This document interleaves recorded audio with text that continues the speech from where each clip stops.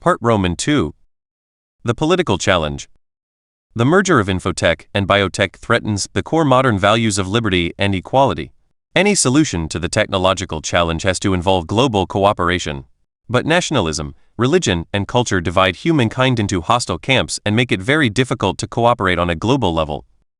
Chapter 5. Community. Humans have bodies.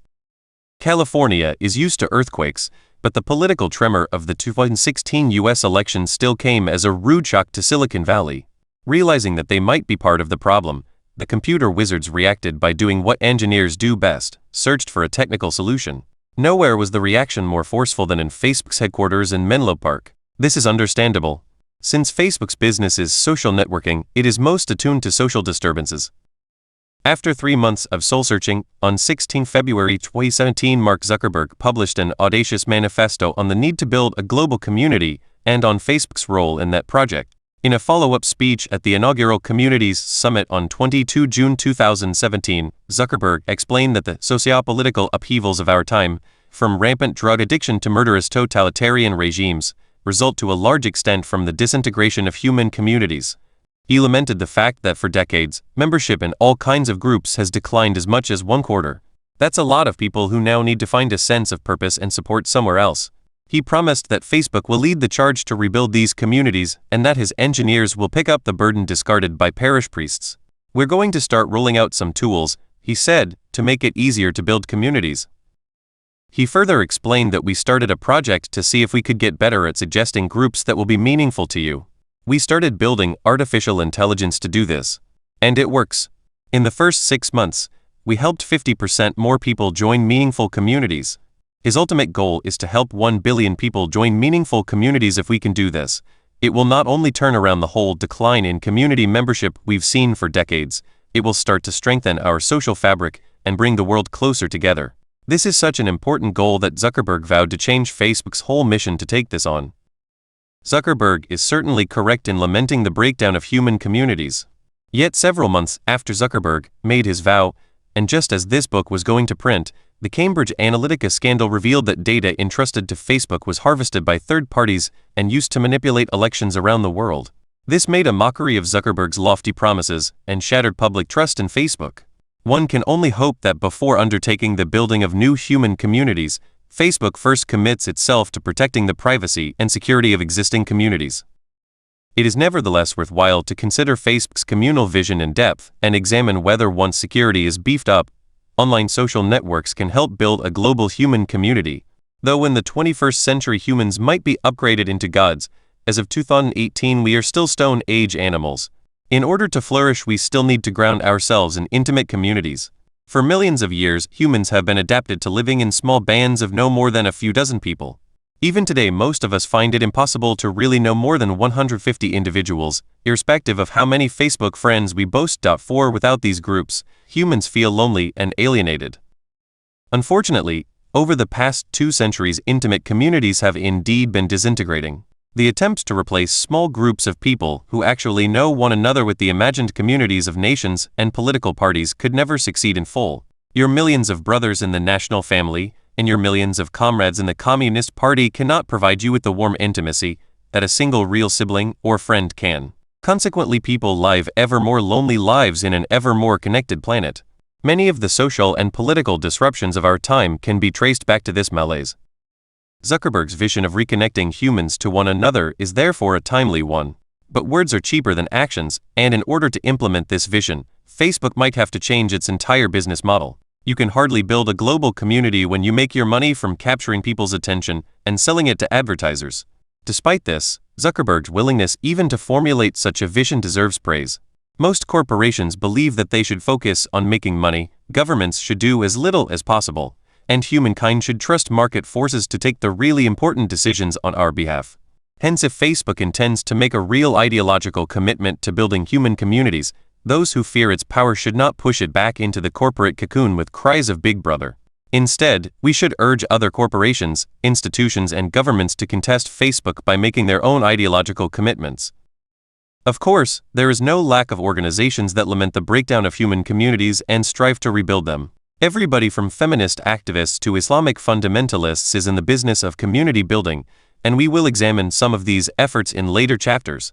What makes Facebook's gambit unique is its global scope, its corporate backing, and its deep faith in technology. Zuckerberg sounds convinced that the new Facebook AI can not only identify meaningful communities, but also strengthen our social fabric and bring the world closer together. That is far more ambitious than using AI to drive a car or diagnose cancer. Facebook's community vision is perhaps the first explicit attempt to use AI for centrally planned social engineering on a global scale. It therefore constitutes a crucial test case.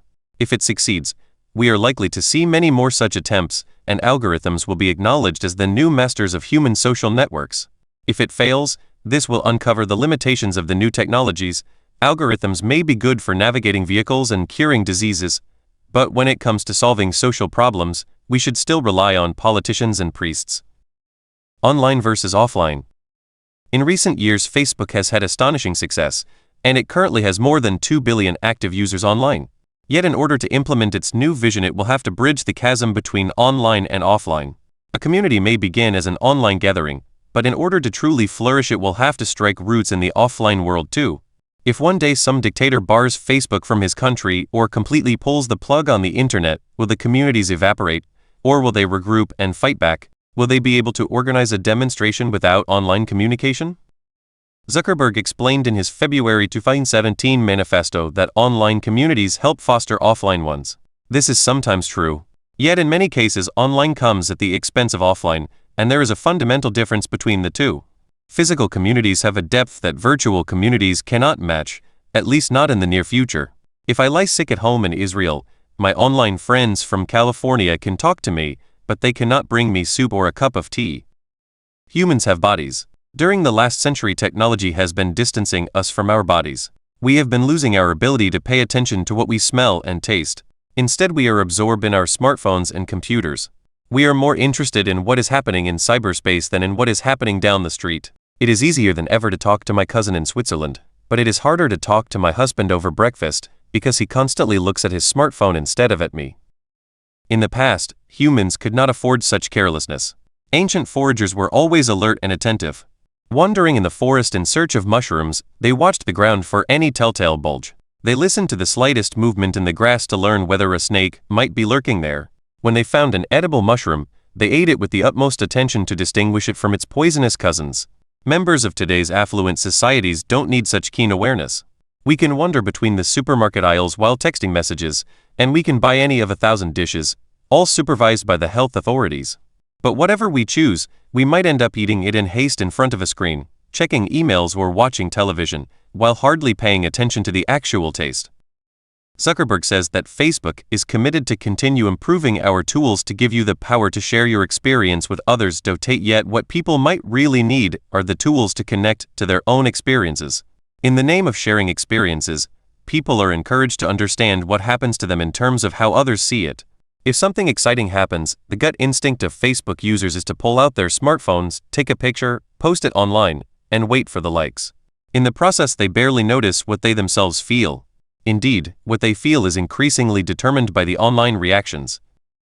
People estranged from their bodies, senses, and physical environment are likely to feel alienated and disoriented. Pundits often blame such feelings of alienation on the decline of religious and national bonds, but losing touch with your body is probably more important. Humans lived for millions of years without religions and without nations. They can probably live happily without them in the 21st century, too. Yet they cannot live happily if they are disconnected from their bodies. If you don't feel at home in your body, you will never feel at home in the world. Up till now, Facebook's own business model encouraged people to spend more and more time online, even if that meant having less time and energy to devote to offline activities. Can it adopt a new model that encourages people to go online only when it is really necessary, and to devote more attention to their physical environment and to their own bodies and senses? What would the shareholders think about this model? A blueprint of such an alternative model has been suggested recently by Tristan Harris, an ex-Googler and tech philosopher who came up with a new metric of time well spent. The limitations of online relationships also undermine Zuckerberg's solution to social polarization. He rightly points out that just connecting people and exposing them to different opinions will not bridge social divides, because showing people an article from the opposite perspective actually deepens polarization by framing other perspectives as foreign. Instead, Zuckerberg suggests that the best solutions for improving discourse may come from getting to know each other as whole people instead of just opinions, something Facebook may be uniquely suited to do. If we connect with people about what we have in common, sports teams, TV shows, interests, it is easier to have dialogue about what we disagree on. Yet it is extremely difficult to know each other as whole people. It takes a lot of time, and it demands direct physical interaction. As noted earlier, the average Homo sapiens is probably incapable of intimately knowing more than 150 individuals. Ideally, building communities should not be a zero-sum game. Humans can feel loyal to different groups at the same time. Unfortunately, intimate relations probably are a zero-sum game. Beyond a certain point, the time and energy you spend on getting to know your online friends from Iran or Nigeria will come at the expense of your ability to know your next-door neighbors.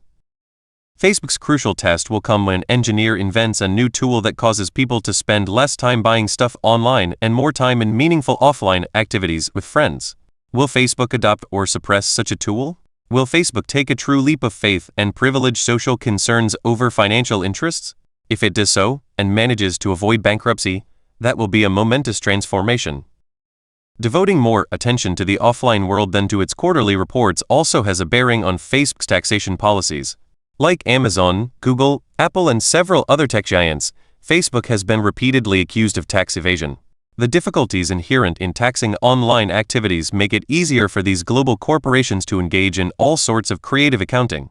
If you think that people live mainly online, and that you provide them with all the necessary tools for their online existence, you can view yourself as a beneficial social service even as you avoid paying taxes to offline governments. But once you remember that humans have bodies, and that they therefore still need roads, hospitals, and sewage systems, it becomes far more difficult to justify tax evasion. How can you extol the virtues of community while refusing to financially support the most important community services?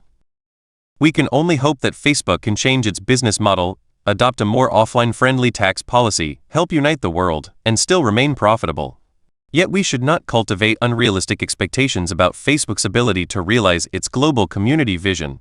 Historically, corporations were not the ideal vehicle for leading social and political revolutions. A real revolution sooner or later demands sacrifices that corporations, their employees, and their shareholders are not willing to make. That's why revolutionaries established churches, political parties, and armies. The so-called Facebook and Twitter revolutions in the Arab world started in hopeful online communities, but once they emerged into the messy offline world, they were commandeered by religious fanatics and military juntas. If Facebook now aims to instigate a global revolution, it will have to do a much better job in bridging the gap between online and offline. It and the other online giants tend to view humans as audiovisual animals, a pair of eyes and a pair of ears connected to 10 fingers, a screen, and a credit card. A crucial step towards uniting humankind is to appreciate that humans have bodies. Of course, this appreciation too has its downside. Realizing the limitations of online algorithms might only prompt the tech giants to extend their reach further. Devices such as Google Glass and games such as Pokémon Go are designed to erase the distinction between online and offline, merging them into a single augmented reality. On an even deeper level, biometric sensors and direct brain-computer interfaces aim to erode the border between electronic machines and organic bodies, and to literally get under our skin. Once the tech giants come to terms with the human body, they might end up manipulating our entire bodies in the same way they currently manipulate our eyes, fingers, and credit cards. We may come to miss the good old days when online was separated from offline.